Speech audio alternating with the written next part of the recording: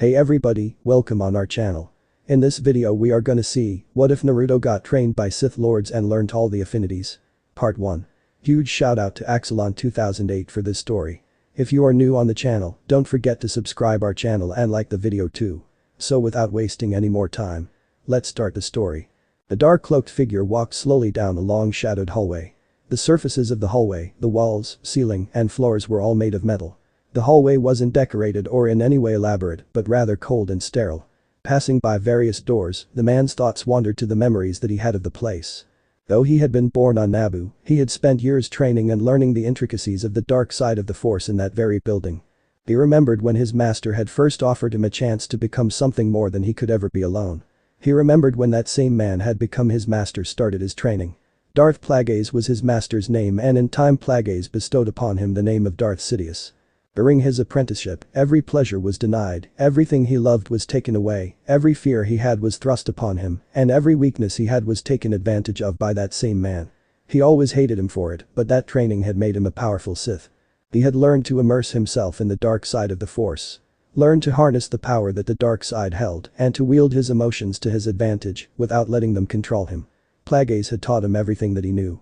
He was also given access to ancient teachings and writings that made him even more powerful as the years went on, but things could no longer remain as they once were. Plagueis' obsession with mastering death was not something that he was previously concerned over. Nearly every Sith before his master had been obsessed with conquering death and extending their lives indefinitely. It was even something that he himself was concerned over, but certainly not to the same degree as his master. Plagueis' research had changed over the years when he decided that the transference of one's essence did not appeal to him. The Sith Lord had therefore sought an alternative method which led to his research into the manipulation of midi-chlorians. Midi-chlorians were intelligent life forms that lived inside the cells of all living things. In beings with sufficient numbers present in each of their cells, they allowed for the detection and manipulation of the Force. Plagueis was originally experimenting with the manipulation of midi-chlorians through Sith alchemy in order to promote spontaneous cell growth. This could be used to prevent the cells in a being's body from deteriorating with age and even produce new cells which would extend a person's lifespan indefinitely. Sidious had been rather interested in these experiments, as it would be preferable to extend a person's lifespan using these methods than to transfer the essence into a clone body every time the clone grew old. Despite having planned to kill his master for many years, Sidious was content to wait for Plagueis to finish the experiments. Plagueis would eventually teach him what was discovered through the research, and then he would kill his master and use the research to great effect. It was something that every master and apprentice of their Sith Order did. Eventually one would kill the other, as was standard among the adopted rule of two. The master might kill the student and find another better student, or the student might kill the master and replace him as Sith Lord and then start training an apprentice. It was necessary to keep their line going. Only the strong should survive, and weakness was cut out as they moved toward their ultimate goal of the Sith ruling the galaxy. It was therefore obvious that Sidious noticed over the years that Plagueis had shifted focus from the primary goal of the Sith to focusing solely on his research. Sidious watched his master through hidden surveillance devices and monitored all activities. So it was easy to notice his master's complacency. Plagueis was no longer so concerned over the goals of the Sith or what Sidious was up to. Plagueis wasn't even aware that Sidious had recently taken a secret apprentice and was plotting against him. However, it wasn't until Plagueis began talking about creating new life with his research that Sidious truly became worried. Plagueis seemed determined to use his midi-chlorian manipulation technique to spontaneously create new life, specifically a child. Plagueis had theorized that a child born in that manner would have a greater midi-chlorian count, a stronger Force ability, and more powerful connection to the Force than any other being. It was obvious to Sidious that if Plagueis created such a child, then there would be no need for the current apprentice, and therefore his life might be in danger. Sidious felt threatened at the potential of that child. He became paranoid over what his master might be planning and could no longer sit idly by and let his master finish the research. Did Plagueis know about his secret apprentice? How long had his master been planning to replace him? Was his master one step ahead of him? Had Plagueis been manipulating him into a false sense of security? All of these questions kept going through his mind even when he tried to force them out. Thus, his prior planning would need to come to fruition much sooner than originally planned. He would kill Master Plagueis as soon as he could. That was the reason for his current visit. Soon I will take my rightful place and begin setting my plans in motion. Everything is proceeding as I have foreseen. Were the sadistic thoughts going through the cloaked man's head as he smiled and continued making his way down the hall to his master's quarters. Sidious glided soundlessly through the dark throne room that his master always used and to the adjoining personal chamber. All security measures in the facility had already been disabled. The few security droids in the building had also been deactivated. The stage was set for the final act with Plagueis and his ascension from apprentice to master. Reaching into his black robes, Sidious removed a dagger from its hidden sheath. He had chosen a simple weapon in which to kill his master. Plagueis always had a fascination with the arcane, and it would be fitting for him to be killed with such a simple weapon. The dagger wasn't a vibroblade, but it was a strong curved blade, adorned with a large gem at the pommel and gold inlay along the blade with a comfortable handle. Sidious had planned out every detail extensively before this moment. He knew that he might not be able to face Plagueis in real battle and remain unscathed.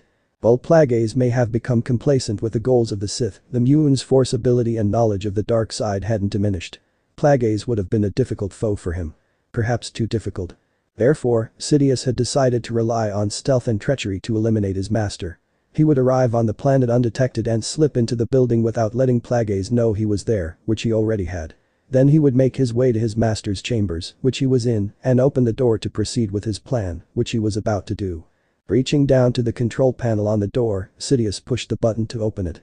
The door opened almost instantly and with far too much noise for Sidious's liking, but there was nothing he could do. If he used the force to open the door or cut it with his lightsaber, it would most likely alert Plagueis. Sidious was after a victory with no fighting involved, and he had to mask his force connection in order to escape detection by his master. Walking through the opening and over the threshold of the room, Sidious admired the objects and trinkets that his master had collected. Master Plagueis always did have good taste. He passed through the main room without a sound and headed for the bedroom. There was no door linking the main room to the bedroom, just an open passageway. Entering the bedroom, Sidious couldn't help but produce an evil smirk at the sight of his helpless master. Of course he had already foreseen this moment several days ago, but he still liked the thrill of victory. His paranoia had been unfounded after all. Plagueis knew nothing of his plotting. There was nothing his master could do to escape death. Approaching the bed, Sidious eyed his master one last time and decided on exactly where to stab with the dagger.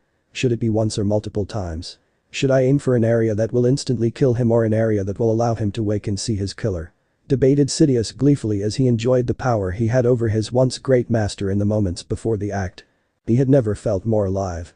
Sidious decided to aim for a fatal area with a single strike and allow Plagueis to wake and see his murderer. He also wanted to see the reaction of the grey-skinned Muun and feel the life drain from him. Sidious only hoped he could finally see fear in the eyes that had denied him everything and made him feel inadequate. Lifting the dagger up, Sidious let the emotion flow through him. He felt rage, anger, passion, fulfillment, and a sadistic triumph. His smirking face altered. The mask that he wore as Palpatine fell to reveal a hideous twisted visage. The once smooth face was far paler than it had been. The smirk became an insane smile filled with cruelty.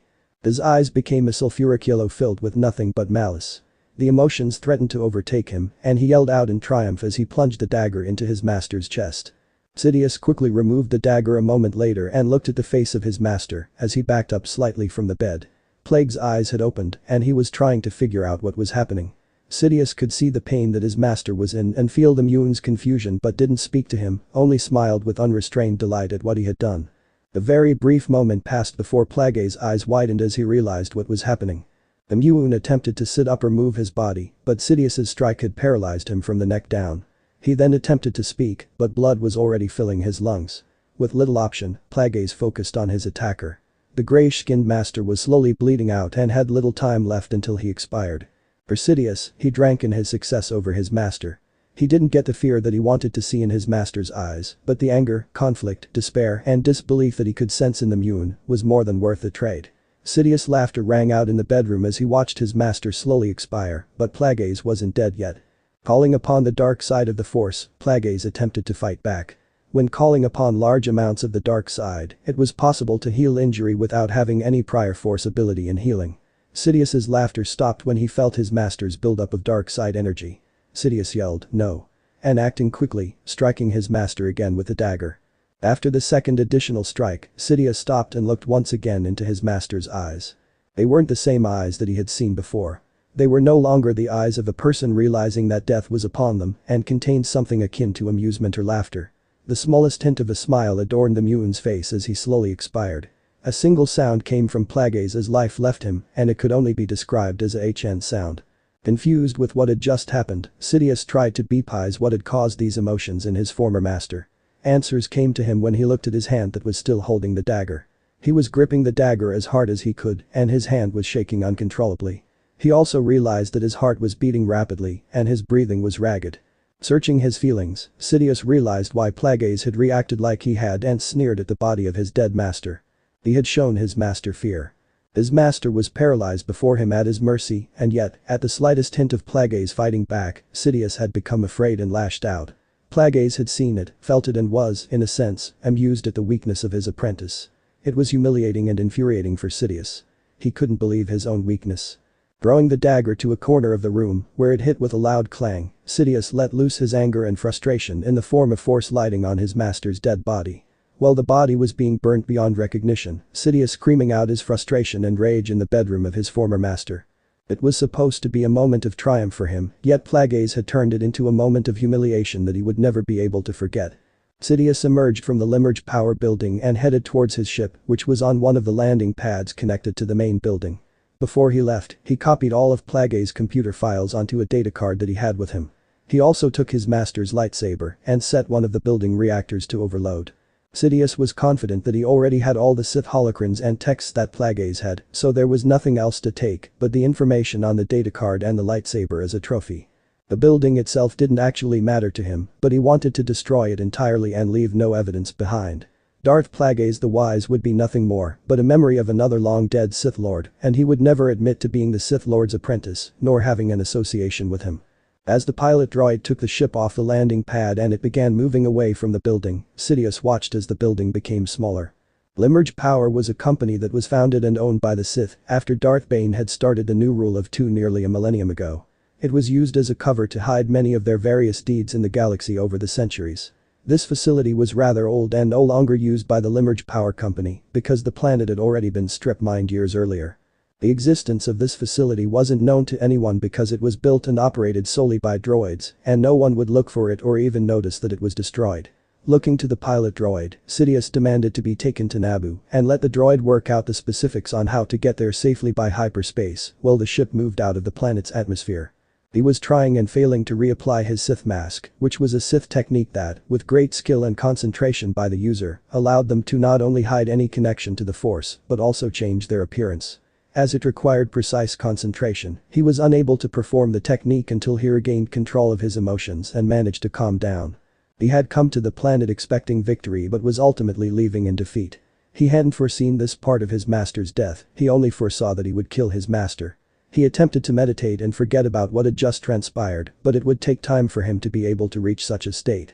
As the shuttle exited the atmosphere of the planet and entered hyperspace, part of the Limurge building exploded on the surface of the planet. A very small explosion could actually be seen from space on the small planet, and there was no one to see it, but there were however people who felt it. The rumbling that shook the entire ship was what awoke Doro Boz from his sleep. Doro was the owner of a IG 4210 light freighter which he named 42 and was currently working as a gunrunner.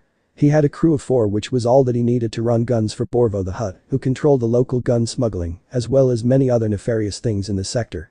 The tremors worried him as his ship was rather old and also they weren't flying or even in space, but sitting on the surface of an uncharted, uninhabited planet. Exiting his cabin, he quickly headed for the bridge. Several scenarios went through Doro's head as he sat down in the pilot's seat. He wasn't concerned about an attack considering that he had hid the ship rather well inside a canyon, but it was possible that whatever had woken him up was just as bad. They were waiting for a shipment of guns to arrive on the planet. The shipment would be more than they could carry in their freighter, so they would hide the rest of the guns and transport what they could, then come back to transport the rest. Doro had many years of gun running under his belt and had used this particular planet for quite a while as a resting spot to hide and ferry guns. Most of the clients who bought the guns from Borvo were in the outrim or midrim, so having a planet to stash the guns that was right on the border of the two was quite beneficial.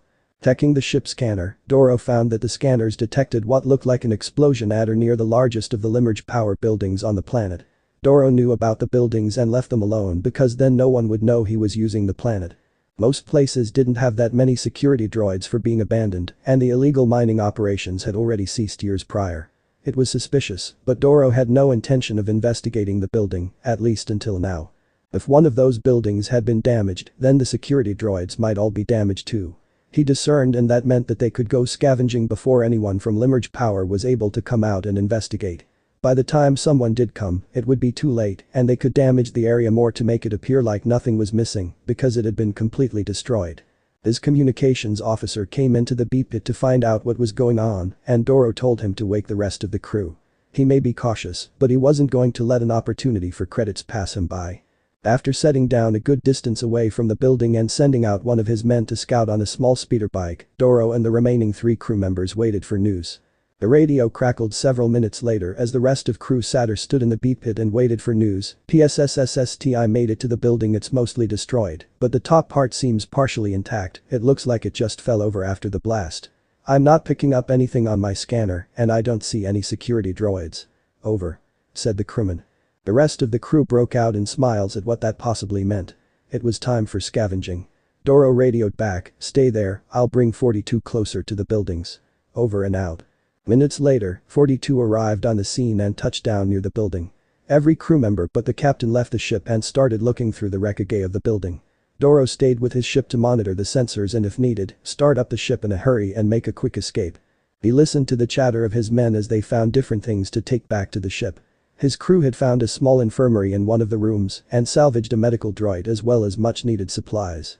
It seemed the Bu lighting was even outfitted with a Bacta tank, which was something that was far too expensive to even consider putting on his ship, but now they had one. 42's medical bay was rather understocked, and the medical droid they had wasn't operating as well as it should be. Doro had more than one complaint about the deficient medical bay from the crew, but now they would be set for quite a while. It wasn't until his men got to what they believed were offices that things started to get really interesting. There seemed to be a rather well-furnished apartment in the tower. Whatever artwork and furnishing that his men were finding, he was sure he could sell to someone. Although Doro really didn't understand why a well-furnished suite would be inside what looked to be some kind of industrial plant, it was their benefit. Perhaps it's for high-ranking officials when they visit, thought Doro, but that didn't make sense either, as this planet wasn't important enough to warrant having any officials or executives, and he was sure the plant itself hadn't been operational or producing anything for years. As the crewman scoured the suite, one of the crew named Vox made his way into what he believed was the bedroom. While looking through everything that had been thrown around by the explosion and collapse of the tower, he noticed a small opening in the wall. The explosion must have shorted the locking mechanism for the hidden alcove and just opened it part of the way. He forced the panel open and greedily looked to see what he had found. Everything in the hidden compartment had been shoved to one side, but he sifted through to find anything of value. He came across several items that looked like they could be worth something. A few old scrolls and tomes, an object shaped like a pyramid that fit in his hand, another object shaped like a cube that also fit in his hand, and several small locked boxes. The boxes looked the most interesting as they were in containers that could take a beating, and he couldn't get them open.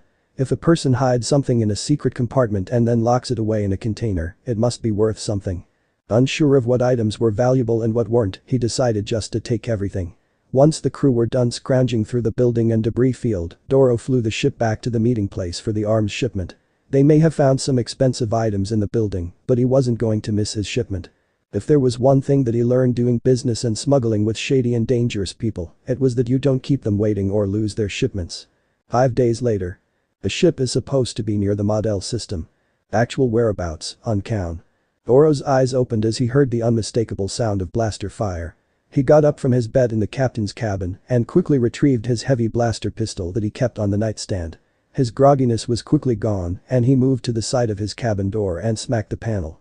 The door opened almost instantly. While not exposing himself, he aimed the weapon ahead of him and peered around the doorway and into the adjacent hallway. If there was blaster fire, there was no way he was going to just run out into hallway. Moving into the archway of the door, he peered down the hallway. He couldn't see anyone. Had they been boarded? Pirates or raiders, maybe. He thought. They might be after his cargo as it was worth a hefty sum of credits. He couldn't hear much, and there were no further sounds of a firefight, so he moved out of the doorway and crept silently down the hallway. He stayed to one side so he could use the bulkheads and walls for cover. Passing by the crew cabins, he found the doors open and the beds vacant. He finally made it to the ship's lounge and peered around the corner with his blaster aimed out in front of him. What he saw shocked and puzzled him enough that he paused. He saw Vox standing in the middle of the lounge while holding another one of the crew up in the air by the neck with just one of his arms. The man he was holding was turning blue, and Vox seemed to be smiling maliciously at the sight. Stepping out from the hallway, Doro said, "Vox, what the hell are you doing?" Vox turned towards him, but the man's ordinary green eyes were replaced with a sulfuric yellow that showed nothing but madness. With a twitch of his arm, Vox snapped the man's neck and then tossed him clear across the room. The dead crewman smacked into the inner hull with a terrible sounding thud. What the hell's going on? Doro thought as he had just seen Vox throw another person across the room, which was an incredible show of strength that he knew Vox wasn't capable of. Vox moved at Doro, and the captain fired a shot at the man's chest. The blaster bolt hit and caused Vox to halt for a second. It was then that Doro noticed that Vox already had several blaster burns on his chest. The deranged crewman had already been shot more than once, and most were fatal wounds. Vox seemed rather unfazed by the shot. He looked down and smiled, then looked back at Doro and charged him again. Oh shit. Doro thought and fired as many shots as he could. He wasn't really concentrating on aiming as he was too terrified of the situation to think straight. The pair collided and fell to the floor. For a moment nothing happened, but then Doro shoved Vox's body off of him. He stared at the body as if it were going to come back to life. 2 of his shots had hit Vox in the head, but he wasn't going to take any chances. Keeping his blaster trained on Vox's head, he used his free arm to help pull his body towards the wall to get off the ground. He wasn't injured, but he wasn't going to take his eyes off of Vox's body. Once he was standing and steady, he debating about what to do. While looking at his presumably dead crewman, Doro finally noticed the necklace that Vox was wearing. He decided that it must have been part of what they scavenged from the planet where they got the gun several days ago. The necklace was actually glowing slightly but began to fade. Just looking at it however was giving him the creeps. Whatever that necklace is, it's bad news and I want it off my ship. He thought. Walking forward to Vox's body, he grabbed one of the legs and dragged the corpse to one of the escape pods. Locking the body in the pod made him feel much safer. 2 of his crewmen were already dead, but 2 were also unaccounted for, so he began search the ship for the remaining crew. He hoped they were still alive. Unfortunately that wasn't the case. He soon found them both dead in other parts of the ship. One in the cargo bay and one near an escape pod. Doro moved their bodies into another escape pod as he really didn't have any other place to put them. The infirmary only had a single bed. Sitting down at a table in the lounge, Doro looked around the room, possibly expecting something else to jump out at him, but settled into the seat and tried to think about what to do next. He put his arms on the table and used them to rest his head on. Truly he had no idea what to do next. His entire crew was dead and his adrenaline was just now wearing off, so the realization was just starting to hit him. What the hell happened to Vox? What was with that necklace? Are the rest of the things we took from that destroyed building just as bad? Doro wondered. He had heard many different tales from spacers of strange things happening during space travel. Finding weird objects with strange powers was a part of several stories that he heard, but he always just played those stories off as tall tales. Obviously now he knew different. He would have to get rid of all the items they salvaged just to be sure. He also would make sure not to touch them in any way.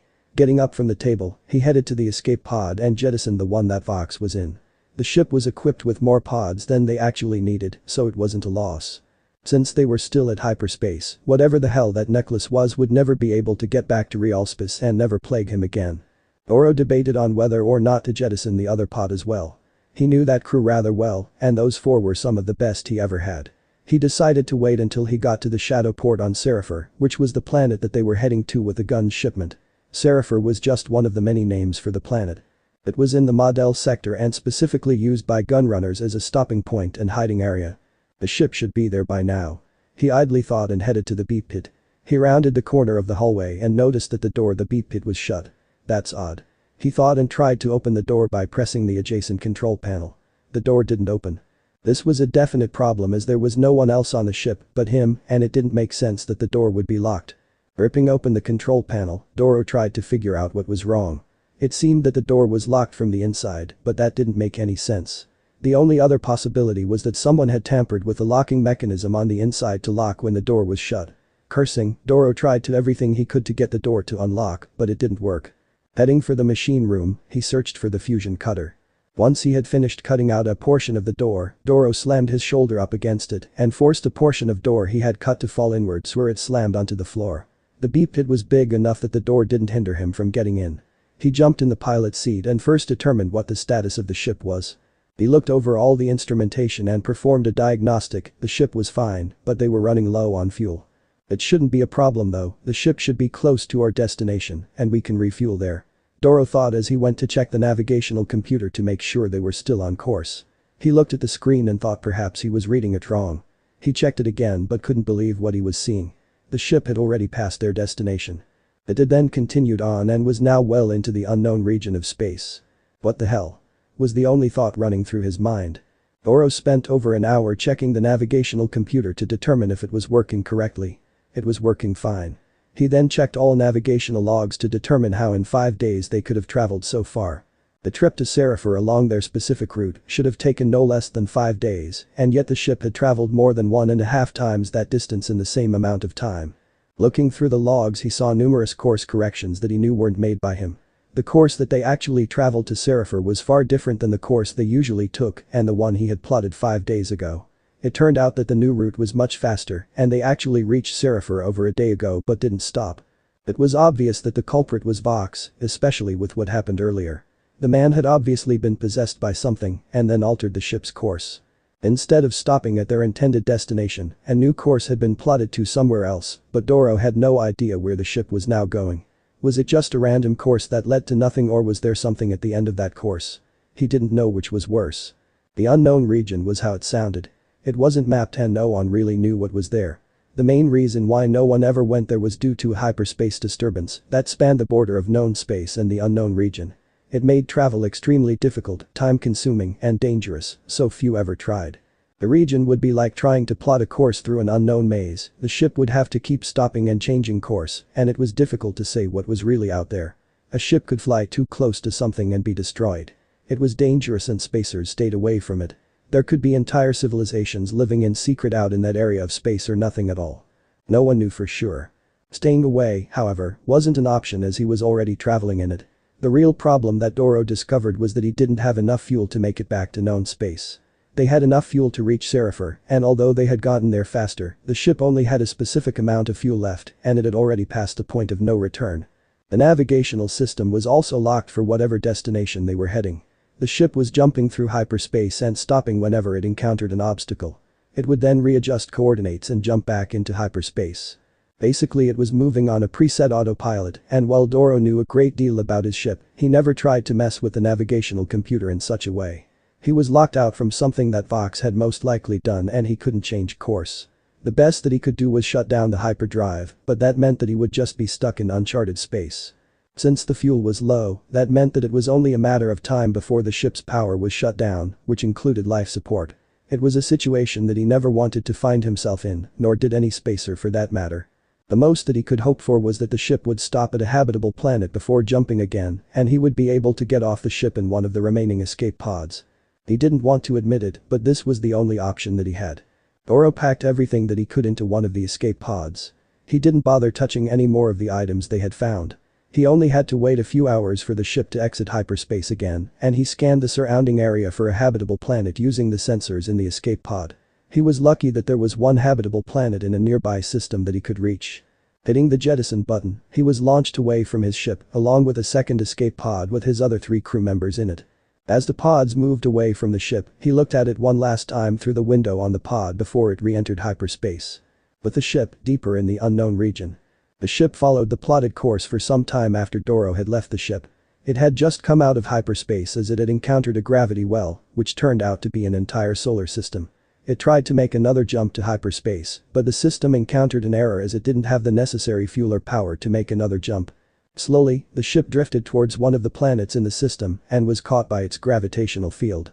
It was a stormy night in Konohagakure no Sato. The raining was heavy and lightning flashed across the sky with loud thunder following each flash. Ninja were advised not to patrol in the village or on the wall because of the danger of being struck by lightning. They stayed in the guard posts along the walls, but they weren't really paying attention to what was happening outside. Not a single person in the village noticed what looked like a shooting star that night. It fell from the sky but was mostly obscured by the clouds and rain. The thunder also masked its impact. The ship's computer registered a crash. The escape pods had already been jettisoned, so it shut down every system in order to conserve remaining power and automatically activated the ship's emergency beacon. 7 years later, current year is 43 BBY. During this time skip. 50 BBY Darth Sidious takes Maul to the GD temple to watch the GD, it is one of Maul's earliest memories. 48 BBY Uzumaki Naruto is born, so at this current time he's 5 years old. 46 BBY Padme Amidala born. The 5-year-old Naruto peeked around the corner of a building to check and see if the coast was clear. He was wearing black shorts and a white shirt with a red spiral. He only saw a few people walking down the darkened streets, which was good for him. He tried his best to keep to the shadows and stay out of sight as he looked for anywhere that would be safe to hide. Despite being treated nicely by a select few individuals, the majority of the village greatly disliked him, and he had no idea why. For years he had wanted to know why the villagers looked at him like they did and why he was so hated in the village. Just recently he had resolved to stop crying over it. He started putting up a fake smile when walking around the village and declaring how he was going to be Hokage when he would hear their whispers. He wanted to show the entire village that they were wrong about him. He smiled until his face hurt, but it never made him happy, and he proclaimed things until his throat was dry, but it never made him feel any stronger or that he had accomplished anything. It was during a visit to the Hokage's office that he was informed of the existence of other villages and was shown a map of the elemental nations. From that point onward, he had gotten in his head that perhaps there was a nicer place outside his current village where people did not give him such looks. Expanding on this thought, he began exploring the village, going out further and further from his apartment towards the tall village walls. They were a barrier that he was not allowed to cross, as evident when he tried and was taken back to the Hokage Tower. What laid beyond the wall, he wasn't sure, but the fact was that some were allowed through and people were constantly entering or exiting, while he could not, was something he found very strange. Why would they prevent some people such as himself from leaving while allowing others? This made him all the more curious about what was beyond the imposing rock. Reaching one of gates to leave the village, Naruto slowed his pace and tried not to be seen. Looking around, he noticed that very few people were in the area and the gate guard seemed to be sleeping. He thought about the situation and decided to go for it. He would probably be safer outside the village than inside, and he could come back in the morning. Despite never actually leaving the village before, he got up from his spot and ran for the gate. Some people saw him, but few paid any attention as he ran. Making it to the gates, he ran straight through them and kept running down the dirt path. He wasn't sure where he was going, but he knew that for the time being, the unknown would be better than what he was leaving behind in the village. Eventually he decided that he couldn't go too far away from the village, as he might never be able to find his way back, so he cut into the forest and tried to keep the village walls or even the Hokage monument in view. Making his way through the trees, he tried to stay far enough away from the village that he didn't have to worry about getting spotted by a guard on the wall. Naruto stopped every now and then as he looked for a place to hunker down and ride out the rest of the day. He wanted some kind of shelter, but he'd only found trees and prickly brush so far. It was interesting to be outside of the village, but he thought it would be different. He thought that the trees would be different or the grass and plants, but they were all the same. It was a little disappointing, and he wished to see something exotic or at least more interesting than constant green. After an unknown amount of time, he slowed down to a very slow walk. He wasn't tired, but he did notice that he couldn't see the village wall anymore. He would have thought more about it if he hadn't have tripped over a root. His little stumble proved far worse than he thought it would as he was standing near the top of a steep slope and didn't even know it was there. He ended up rolling end over end down the slope. Through what little he could see between interchanging hard ground and sky, he found that the slope had a drop-off to it. Panicking, he managed to reach out and snag part of a bush to stop him from falling. Looking down from his precarious position, Naruto saw about a 20-foot drop to the surface of a lake that was beneath him. It wouldn't have been so bad, however he had no idea how to swim. The bush was still holding his weight, so he tried to pull himself up with it, but it started to give, so he stopped. He then tried to grab the ledge, but years of erosion had left it mostly dry and loose soil, so he couldn't get a firm grip to pull himself up. Everything he touched just kept on crumbling. Naruto then tried to get some traction on the soil with his feet, but it was rather sheer and had no footholds. His movements did however cause the bush he was grabbing on to snap and he plummeted to the water. Naruto yelled out before he hit the water. The cold water was a shock to his system, and the height of the fall caused him to sink down into the lake several feet. He had fallen in back first, but his body twisted upside down. He was about to start struggling when he saw something. He couldn't see the bottom of the lake, but in the darkness a blinking light stood out in sharp contrast. It was red and flashed intermittently. The light immediately caught and held his attention, so much so that he forgot about the situation he was in until he felt the need to breath. Taking his attention away from the light, Naruto struggled to get to the surface. He kicked and flailed his arms until he finally started showing results and moving towards the surface. He was only able to get a single ragged breath before he went back under the surface. Realizing how difficult it was to try and stay on the surface, Naruto attempted to move himself closer to the wall face. He called for help several times while struggled to stay above the surface, but no one could hear him. He expended quite a bit of energy to get to the wall, but it was worth it as the surface at that level was rocky and had enough roughness to it for him to grab on and pull his head above the water surface. After taking many deep breaths of air, Naruto shimmied across the rock face while still in the water until he made it to the opposite side of the lake, which was mostly trees. Pulling himself onto the grassy shore, he panted and laid there for a while to catch his breath. Despite the traumatic experience, he couldn't help but think about that flashing light. He wanted to know what it was. Only one obstacle was in his path though: he needed to learn how to swim. The next day, several porcelain-masked ninja found Naruto outside of the village and brought him to the Hokage. Naruto relayed his story to the Sandaime that he wanted to see what was beyond the wall, though he left out the light, and asked if he could learn how to swim, saying that he never wanted to experience such a thing again. The Hokage was glad that the boy was alright, and though angry at the gate guards, far too young to learn chakra control and water walking, the Sandaime promised to get Naruto a teacher to learn the basics of swimming later in the week, as long as the boy promised to stay inside the village. He was glad that Naruto hadn't been too affected by the experience. Similar experiences with drowning usually left a child with a fear of water in general. Naruto was thrilled about the swimming practice, but his mind was still on the flashing light. In that moment he had no idea how much it would change the rest of his life. Naruto managed to sneak out of the village again. It wasn't really as hard as he thought it would be. He imagined that the gate guards would ask questions or something, but the ninja sitting in the booth at the gate really didn't care. Making his way back to where the Anbu had found him, Naruto again found the lake that he had fallen into several weeks earlier. He had spent nearly all his free time since then learning to swim and practicing. He even practiced holding his breath in his tub. After initially learning how to properly swim, he then practiced diving, as he would need to dive down pretty far to determine exactly what the blinking red light was. He wasn't sure how deep the lake was, but he prepared as best as he could for this moment. Taking off his clothes, he was left in a pair of bright orange swimming trunks. Looking over the area, he found it looked very different from what he had remembered. He decided to swim over to the cliff that he had fallen off of, rather than try and jump off of it again. It took a while to get adjusted to the water as it wasn't very warm, but he managed. He had brought a glow stick with him so that he could see better when he was diving. It was currently in his pocket. Getting in position near where he had fallen off the cliff weeks previously, he tried to prepare himself for his dive and began a few breathing exercises while keeping his legs moving and himself above the surface. A few memories of his previous near-death experience went through his mind, but he tried to put them behind him. He really wanted to find out what was causing that light. There were many different lights in Konoha, but why would someone put one way out here, outside of the village, and in a lake? There were so many questions that he just couldn't get out of his head, and he believed they would never leave until he finally found the answers for himself. There was a good chance that whatever he would find was going to be a disappointment, or that he would dive down and the light would be gone, but he was still determined to try. Taking 2 quick breaths in and out, he took one last breath in before he went under. His plan was to circle the area until he caught sight of the light. If he didn't see it, then he would have to start diving down randomly to find out if whatever he saw was still at the bottom of the lake. It actually didn't take long for Naruto to spot what he was after. It turned out that the light was still working perfectly and he could see it just as well as before. Naruto swam towards the blinking light, but he had some trouble judging just how far away it was. Before he had reached it, he was already out of breath and had to surface. Once reaching the surface, he took another quick few breaths and dove in again. This time he was determined to find what was there. Diving as best as he could, he neared the light and was finally able to make out what it was. What he found confused him.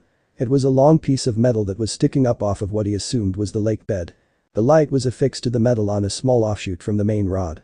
He inspected it as best as he could before he needed to get back to the surface for air. Naruto floated on the surface of the water while he contemplated what he had found. It was a blinking light and it was underwater, but he didn't actually know what it was a part of and what it was doing there. The bottom of a lake seemed like such a weird place to put a light, and he questioned why was it blinking in the first place. All the lights that he knew didn't blink unless they needed to be replaced. The rod that it was affixed to seemed familiar in some way, but he really couldn't place it. Naruto took another couple of breaths before diving down in the water again. This time he would find out where the rod was coming from. Swimming farther than he had before, Naruto ignored the light and grabbed the metal rod, allowing him to pull himself deeper than he had gotten before. Reaching the bottom of the lake, he took his free hand and tried to dig into the mud, only to find that it was less than an inch thick and his hand encountered a very hard surface. Pushing the mud away, he uncovered more of the surface. The rod was attached to the surface, but Naruto was unable to gather any more information as he had to get more air. Diving back down again, he tried to determine just how far this hard surface extended and used his glow rod to help him see. At least 2 hours of diving later, Naruto discovered that the surface that the light was attached to was completely metal and was rather large. It was somewhere around 20 to 30 meters long and had various interesting features along the surface. It had a big dish, a large pronged device, and several different shapes and irregularities. One side had several cylinders attached to it and Naruto had no idea what they did or what any of it did for that matter. He couldn't believe that he had found something so cool. Naruto had never seen so much metal in one place before and the fact that it was all part of a single object was incredibly to him. How in the world could someone have forged it? Was a thought that kept going through his head. Other questions soon followed. What was it for? What did it do? Did it belong to the village or somebody else? What was it doing in the water? Were just some of those questions. Those questions, however, came to a halt on his final dive when he found glass at one end. There were several large pieces of glass and Naruto could even see inside. Whatever the object was, it looked hollow. He could see several seats inside, but only darkness beyond that. He could also see a flashing red light on the inside that was the same color as the one on the metal rod. The main question that went through Naruto's mind now was, how do I get inside? Naruto made his way back to Konoha before it got dark. He hadn't told anyone about what he had found and he didn't want anyone to find out about it. It was rather difficult to keep a secret like that when he wanted to blurt it out to everyone, but he had his reasons. If it was a discovery then it would be his and his alone. He just had to find out what it was that he had discovered and if it was something of importance. He really hoped that it wasn't something that everyone already knew about. Sitting down at his dining room table, he took out his pencils and some paper and tried to draw whatever it was that he had found. The drawing came out looking like a gardening spade with cylinders attached to the handle, but from what he had seen, that was somewhat accurate. He wasn't sure what mysteries would be revealed by putting down what he had found on paper, but it gave him a better understanding of where everything was and how it looked from a bird's eye view. It was obvious at some point when he was diving that Konoha didn't have anything like what he had found. It was like some type of solid metal tube or something. Maybe a house. As it was definitely bigger than his apartment. But why were those chairs facing the window? He thought as it still didn't make much sense to him. He picked up one of his chairs and brought it into the bedroom. Placing it facing towards the balcony he sat in the chair and stared out of the open balcony. It was a slightly similar setup as the object had. What would this accomplish? He wondered. The object was underwater so there was no view or really anything to see. The chairs were all facing forward so it wasn't some kind of meeting room. The only conclusion that he could come up with was that the object was not meant to be underwater, but rather somewhere with a view. He thought about it being a boat, but he had never heard of one that was completely made of metal, that didn't have a sail, or that couldn't float. A pretty useless boat it must have been, and why would a large boat be doing in a lake that was miles from the ocean? He just couldn't think of anything else that it could be that made any sense. He could have stopped in to see Hokage Jiji about it, but he wasn't sure he wanted to. It was something that he wanted to figure out by himself and he didn't want anyone to know yet. If they knew, they might try to take it away from him or claim credit for finding it. It was painfully obvious that few people in the village liked him. They gave him cold glares all the time. If whatever it was that he had found was valuable, they might claim that he hadn't found it or didn't deserve it.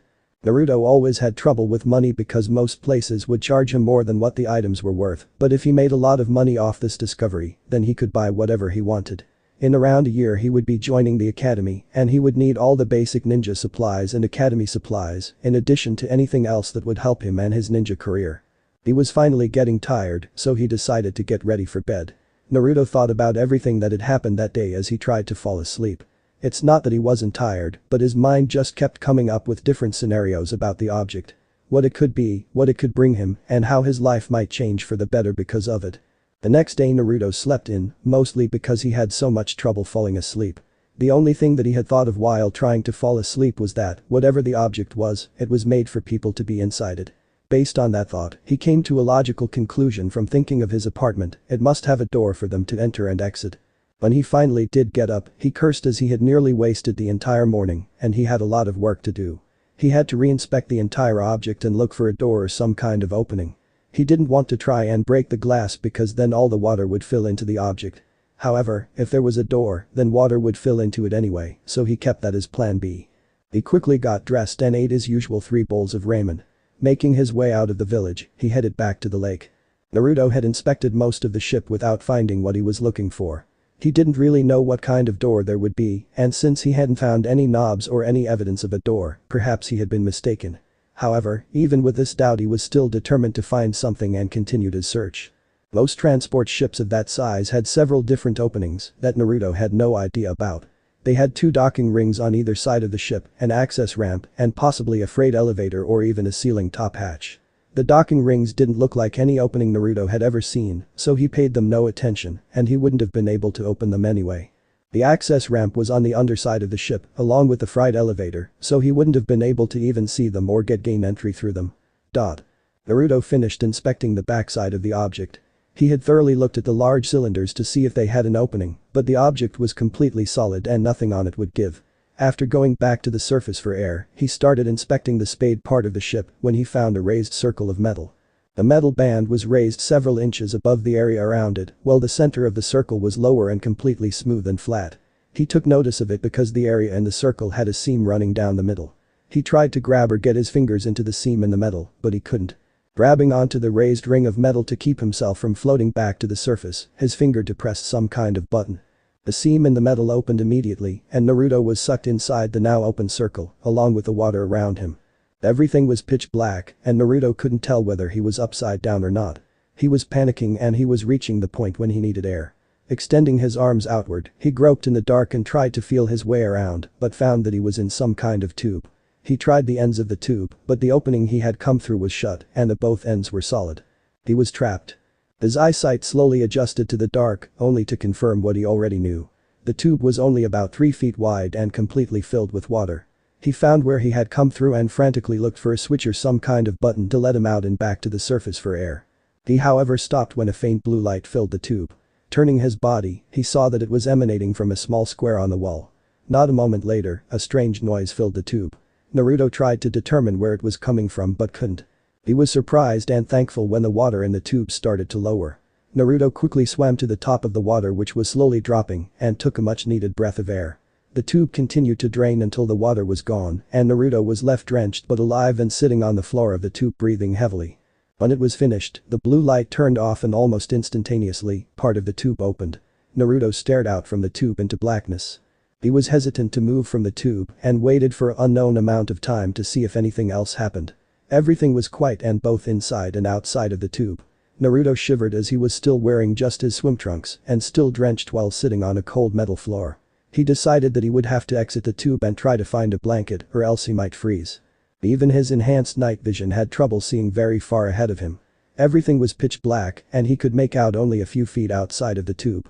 Getting up, he stepped forward to the opening and peered out. He couldn't see that much farther ahead of him and really couldn't make any shapes out in the dark. The air outside smelled rather stale. Naruto started shivering and decided that he had to do something. He took one step outside the tube and instantly something happened. It started with a low hum and then lights started blinking before they fully turned on. Naruto jumped back into the tube. His senses were completely alert and his heart was racing. Was someone there? They must have heard him and turned the lights on. Was he in trouble? Were several of the thoughts going through his mind. However, nothing happened. He waited as long as he could but nothing else happened. No voices, no other sounds besides a low hum of the lights and no footsteps. Peering out again he looked around the now illuminated room. It had many containers of varying size. Most of them were knocked over, but some were still stacked. Several were opened and some contents strewn around the floor. He also noticed a metal device on the far side of the room, but he had no idea what it was. It looked like it had a seat on it and handlebars. The room was large and had 2 openings that lead into darkness, as only the lights in the room he was in had turned on. Is anyone here? Why did the lights turn on? He wondered, but he didn't want to shout out because he could be trespassing. After making sure that no one was around, he walked out of the tube and more thoroughly examined the room. The walls were metal, the ceiling was metal with various pipes and wiring, and the floor was metal too. It all seemed so strange to him. Picking one of the directions to go in, he stepped up to the opening and peeked into the partial darkness. He could make out what appeared to be a hallway, but he couldn't see very far as the darkness shrouded most of it, but he could make out a faint red blinking in the darkness. Remember the windows and what he had seen through them, he believed that this was that blinking light. He moved into the hallway without thinking about it and the lights again turned on as soon as he went through the entryway. He was startled again and waited for a moment, but nothing else happened. Deciding to continue, he slowly walked down the hallway and stayed to one side so that he could try and hide if needed. He also kept looking back the way that he came to make sure that he wasn't being followed. He didn't have to go far before coming across 2 metal doors and a ladder. One side of the hallway had a ladder and a door, while the other had just one door. He looked down and up the ladder and saw something, but he wasn't sure exactly what it looked like. It seemed to lead to a small room, but it was too dark to tell. Going beyond that, he came to another pair of rooms on either side of the hallway. The one side had seating and a large table with chairs, while the other just had some more storage. Moving along, Naruto eventually came to an intersection. Both directions lead to something, but his attention was drawn to the blinking light ahead, which now brighter than it had been. He continued forward until he came to an odd door. It looked uneven, and a large and thick piece of metal was lying on the floor. Something on the wall next to the door had been ripped open and exposed several wires. He entered the final room along the hallway, and just like the other rooms, the lights came on. Just like he saw from the outside while looking through the windows, there were several chairs. 2 were facing forward towards the window, while 2 others were positioned at an angle and faced some of the window. Moving over to the chair with the blinking light, he examined what was there. Besides many different switches and buttons and a bunch of other stuff which he couldn't identify, there was one button that had the red blinking light above it. Without really thinking, Naruto reached out and pushed the button beneath the light. It turned the light off and nothing else happened. That was disappointing. He thought and shivered again. Walking out of the room, he decided to explore the intersection. He chose one direction and followed it to 4 doors, 2 of which were open. Looking inside, he could see alcoves for bunk beds in both rooms. Each room apparently was for 2 people and had a desk, what he assumed were closets or lockers, and a door to possibly a bathroom. Naruto moved into the room and ignored the light turning on as he went right for the blankets on one of the beds. He wrapped himself in them and tried to regain his warmth. After what Naruto believed to be an hour, he had warmed up enough to stop shivering and find something to wear. Naruto got out of the bed and rifled through the closets. He found some socks and put them on, but the boots he found were much too big, so he put on a second pair of socks over the first pair. He borrowed a shirt and put that on and didn't bother looking for pants. The shirt was long enough that it nearly went down to his knees and almost covered up his swim trunks. Exiting that room, he went to examine the other rooms. It seemed that only 2 had ever been used, and the other 2 he went in, after figuring out how to open the doors, seemed to be used for storage. He left this area and went back to the main hallway and the intersection. Going down the hallway that he didn't take earlier, he found 2 rooms that were much larger than the others. They each had a larger desk, a sitting area and a bed. Naruto didn't look through what was there because he wasn't sure if anyone was currently living there or not. Upon examination, one room was rather messy and it looked more empty than any of the others. The closet was empty and things were strewn about as if someone left in a hurry. Making his way back down the hallway, he went to the 2 doors and the ladder. One door turned out to lead to a bathroom and he climbed up and down the ladder to find a chair with some handles and a screen. He really didn't know what they did, so he left them alone. Naruto went to the panel on the other door and pushed the button to open it. No sooner did it open than he saw something, and Kayakyu hid along the wall of the hallway and out of sight. When nothing happened, he peered back in and saw what he did the first time, the outline of a person and a table. The person wasn't moving and looked to have their head bowed. Not taking his eyes off the person, he stuck his hand into the room and moved it around, working on the theory that the lights turned on when someone walked in. The lights hummed to life and revealed what looked like a piece of metal armor. It was gray in color and had a helmet and everything. The table was longer than it was wide, and there was a glass tube on one side of the room, with many cords and cables running to it from an open panel on one of the walls. He saw several instruments and devices which he did not recognize, as well as boxes that filled up the room. Naruto calmed down as he looked closely at the armor. It had thin arms and legs, which Naruto found odd for a piece of armor and made him wondered how a person could properly wear it with those pieces attached the way they were. It also had a strange mask with a tube coming from it. He stared at it for a while before he decided that it was too weird and he didn't want to look at it anymore. He shut the door and decided to stay away from that room and finish exploring the rest of the object. Walking down the hallway to where he first entered, though that tube, this time, he went in the other direction that he didn't choose. He found it slightly disappointing that it didn't go very far.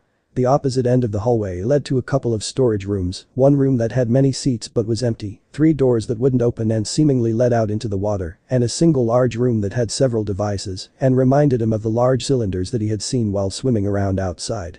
He went back to the room with a table in it and sat down in one of the chairs. Thinking about everything, he came to several conclusions. The first conclusion was that no one was there. The second was that he still didn't know exactly what the object was. It seemed to be some kind of capsule-like home, but he still couldn't think of a purpose for it. The third conclusion was that it didn't appear as if anyone had been there for a while. The air smelled old, and it seemed that someone who had been there had left, possibly in a hurry. The fourth and final conclusion was that since he discovered it and whoever had owned it had possibly abandoned it, then it now belonged to him. Seeing as he believed that the object was now his, he set about looking through everything on it in detail. He started going through all the containers that he could find in the large storage room. He found several different devices which he could not identify, clothing, what looked like survival kits, many different packages with writing and labels that he couldn't read, and what he thought were medical supplies or something of that nature. He did find a few interesting things though, and put them aside in a separate pile for him to further inspect later and take with him. Naruto looked through the room farthest from the glass and chair room, but only found what appeared to be tools. Passing by and ignoring the really strange room, he went to the bedrooms again. He looked at the smaller sets of rooms first. The less used rooms had some storage, but none it was very interesting. It wasn't until he got to the used bedrooms that he found the interesting stuff. An assortment of weapons were part of the contents of the closets, as well as several dirty magazines and clothing. The weapons were mostly knives, but a few had some kind of handled metal device. Naruto assumed they were weapons as they were placed in holsters that were attached to a belt. He had no idea how it worked though, but wanted to find out. Before Naruto could fatally shoot himself with one of the blasters, his gaze shifted completely as he noticed a few trinkets at the bottom of one of the closets. They were partially buried under some clothes, but a shine of metal caught his eye and he put the device he was holding down and went to look at the new objects. Removing the clothes, he found a few books, some boxes, and two oddly shaped objects. He ignored the books and went right to the objects. The first was a cube that had metal on the edges and the same metal design on each side, with blue glass filling in the rest of each side. He thought it looked like a piece of stained glass and inspected it thoroughly. The second was a pyramid that was nowhere near as nice as the first shape, so he didn't touch it. It had two types of metal with different etchings and symbols carved into it. The three other items that he had found were metal boxes. He opened one to find that it was empty, which was rather disappointing. He tossed the box over his shoulder and went on to the next one. The second box was larger and more rectangular than the other two, but locked so he couldn't get it open. There didn't appear to be a keyhole, but several small buttons with unrecognizable symbols on each. Naruto thought it could have been a type of combination lock or something, but he wasn't sure. The third box was open like the first box, but it was far from empty. Naruto's eyes widened as he saw the gold necklace that the box contained. It was some type of golden ornament on a gold chain. He lifted it into the air to inspect it and found that it was a little heavy and smiled at how much money he might be able to get from it, especially if it was solid gold. He had heard stories about treasured and buried chests, and now he had found some. Naruto picked up the necklace from the box and put it around his neck. It was rather heavy, but that just made him think of the larger stacks of ryo that it would bring him. He bundled all of the other smaller items together in a blanket so they would be easy to carry and started going through all the other rooms. An hour or so later, Naruto had packed up several things that he had wanted to take with him. He was however confused as to how he would get them out of the ship without ruining them in the water. It was during this contemplation that he first noticed that he wasn't feeling very well. He ignored it at the time because he had just found a backpack that would hold all of the items that he wanted to take with him, and it actually looked to seal shut and possibly be watertight. While he was happy at his discovery, the feeling of illness made itself known again. It started as a headache, which he seldom got, about half an hour before, but he didn't pay it any attention. He noticed that he was feeling muscle aches while he was packing all of the things into the backpack. It was when he was putting the pyramid-shaped object into the backpack that he stopped as he felt warmth run down his top lip. Naruto wiped his nose and found that he was bleeding. He had nosebleeds before but never this much blood, and it usually involved him picking his nose beforehand. Naruto was rather confused as to what was happening. It was only then did he realize how dizzy he felt. Having no idea what was going on, Naruto started to panic. When he tried to stop the blood flow from his nose, he felt warmth coming from beneath his eyes. Checking his cheeks, he found blood there as well. Why were his eyes now bleeding? Naruto fell to one knee as he started coughing and felt pain in his chest. He covered his mouth, but when he removed his hand, he noticed that there was blood on it too. He was hyperventilating now but had no idea what he could or should do. For the most part, he froze. As his symptoms got worse, he suddenly had the feeling that the necklace was causing this.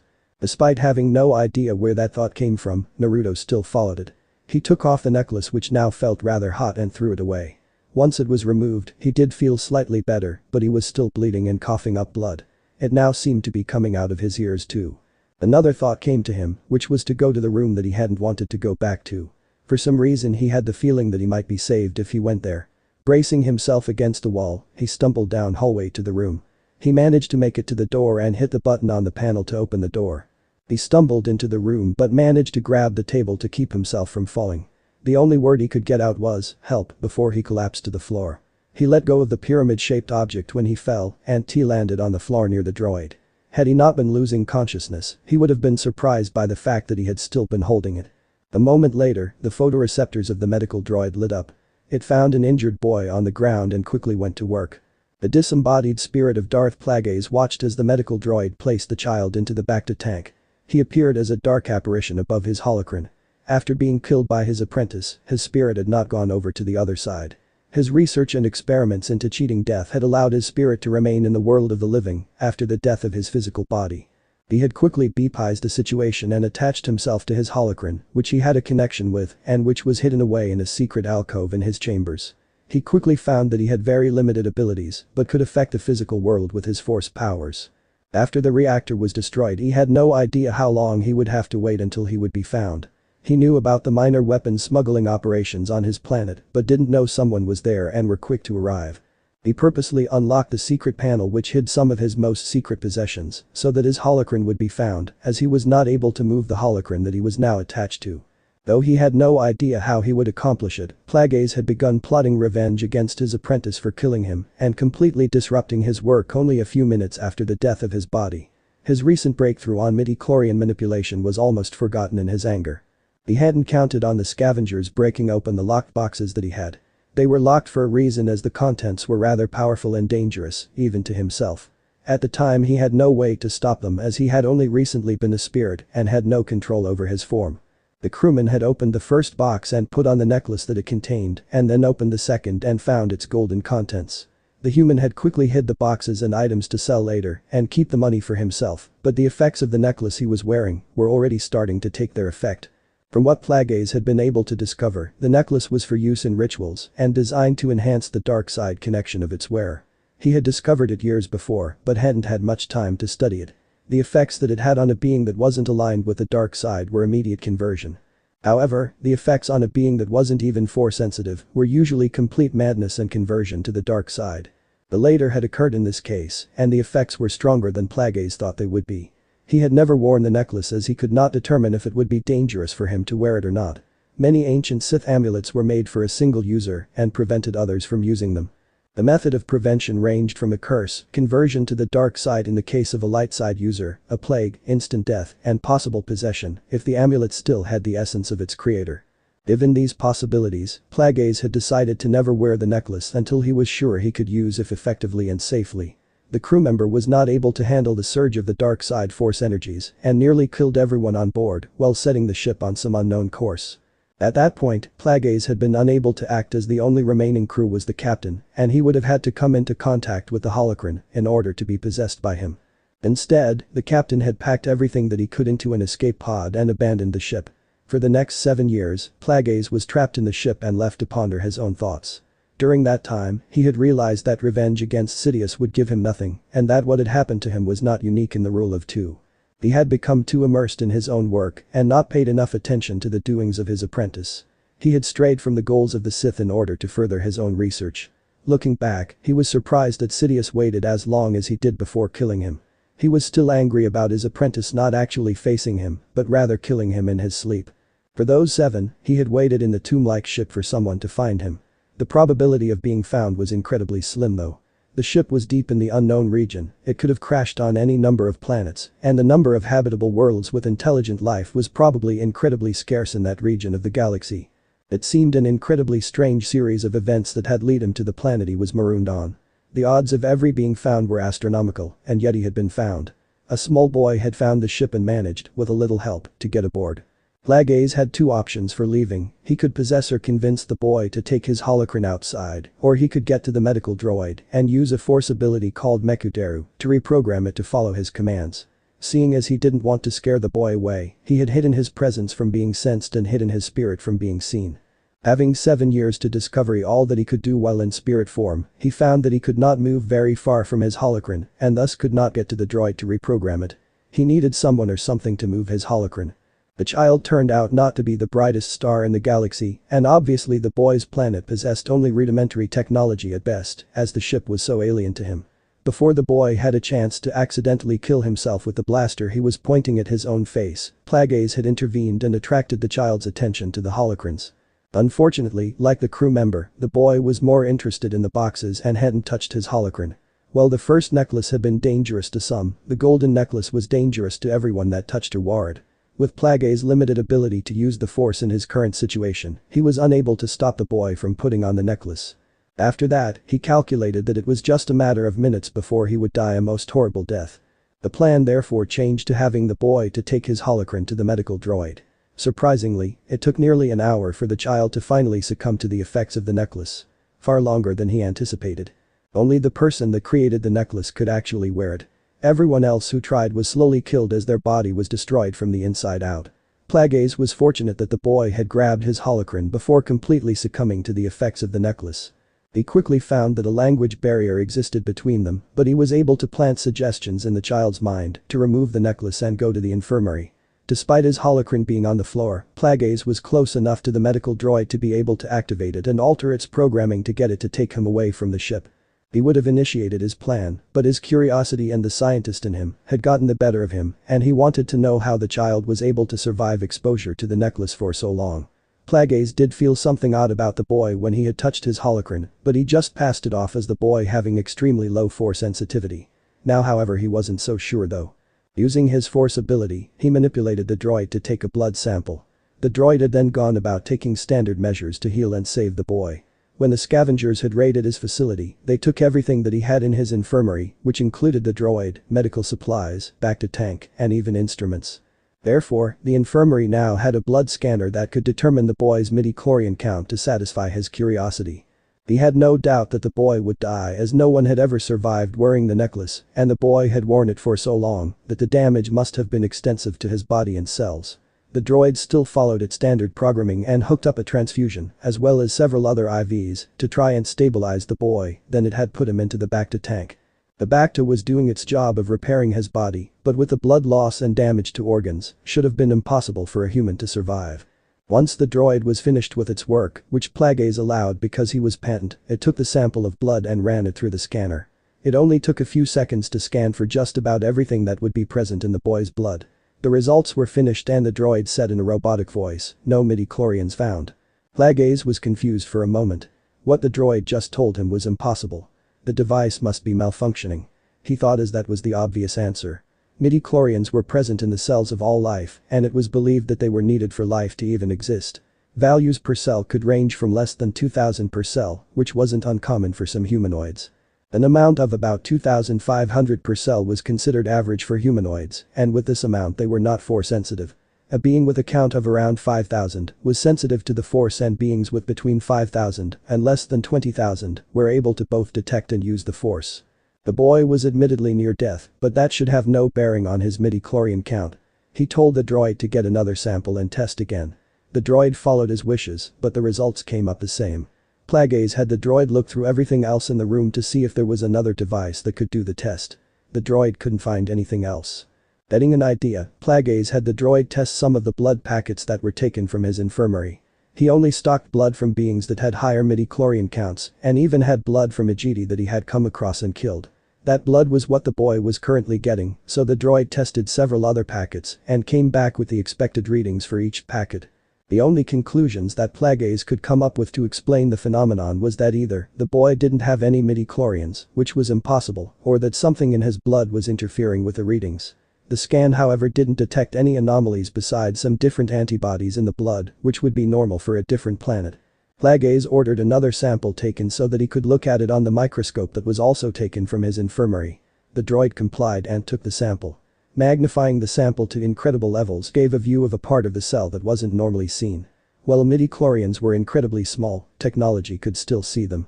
The magnification of the sample was brought up on the screen, and Plagueis saw something that he didn't expect. What he saw was an absence of midi-chlorians. The boy's cells didn't have any. The cell should have several thousand and they should be visible at this magnification, but no matter where the viewer moved in the cells, there just weren't any of the organisms present. Plagueis stared at the monitor and looked in confusion. Everything that he knew about midi-chlorians had just been questioned. What he was seeing wasn't supposed to be possible. He told the droid to reduce the magnification so that he could look at more of an entire cell. He stared at the viewer and saw something that he just didn't expect. The cell seemed to have some kind of vein-like structure in it that was glowing a light blue and emanated from a small node in the middle of the cell. It stretched the entire length of the cell. He had the droid reduce the magnification again so that he could look at multiple cells and noticed that they were all the same. Deep in thought, Plagueis had an idea. He asked the droid for a tissue sample this time. What he saw was rather interesting. The tissue sample was very standard as it had several layers of cells all bundled together. However, each cell had a node as well as a vein that went out of the cell and seemed to merge with the veins from the other cells to form a larger vein. From this, Plagueis began to build a hypothesis about what he was seeing. He knew that the Force was an energy field that surrounded and penetrated all things. A high concentration of midi-chlorians gave a being the ability to detect and manipulate this energy field. From what he felt from the boy and what he was seeing on the monitor, the cells of his body seemed to have their own energy field and produced their own energy that traveled through the body in pathways or veins that combined with each other to form larger veins. He was positive that they might form an even larger pathway that seemed to mimic the body's circulatory system, similar to capillaries and veins for blood to travel through. Since nearly every cell was linked or in contact with the energy field, the energy probably circulated through the body similar to the blood. The energy could possibly even control or regulate the functions of the body. It was an amazing phenomenon that he would never have thought existed. More than anything, he wanted to study and learn about what he was seeing on the monitor. Was the energy field and energy different from the Force? Could it be harnessed and manipulated like the Force? If so, what kind of abilities developed from it? Did other people have this or was the boy special in some way? He wanted to know. He had myriad of questions that he wanted answered. This boy and perhaps even this uncharted planet had turned out to be far more interesting than he ever would have thought. Of course, that all depended on if he survived. Otherwise he would have to find someone else. Turning to the boy, he ordered the droid to focus all of its efforts on trying to save his life. Amazingly enough, after a few more minutes of treatment from the droid, the monitors indicated that his condition was actually stabilizing. The boy had lost a large amount of blood due to severe internal bleeding, and yet, without even using up a third of the blood transfusion bag, he was already on his way to making a recovery. Plagueis knew that even with Bacta and a blood transfusion, this type of regeneration would take several times longer than it had. His organs didn't fail, his body didn't bleed out, and despite the damage, it seemed he would make a full recovery. Plagueis was determined to find out all he could about what he had just seen, and since the boy wasn't going anywhere for a while, he would have time to look through the boy's mind in order to find some answers and satisfy some of his questions and burning curiosity. He would also need to establish communication and perhaps learn the local language. End chapter. So this part ends here. If you want to see next part of this series, like the video now and share the story with your friends. Bye bye.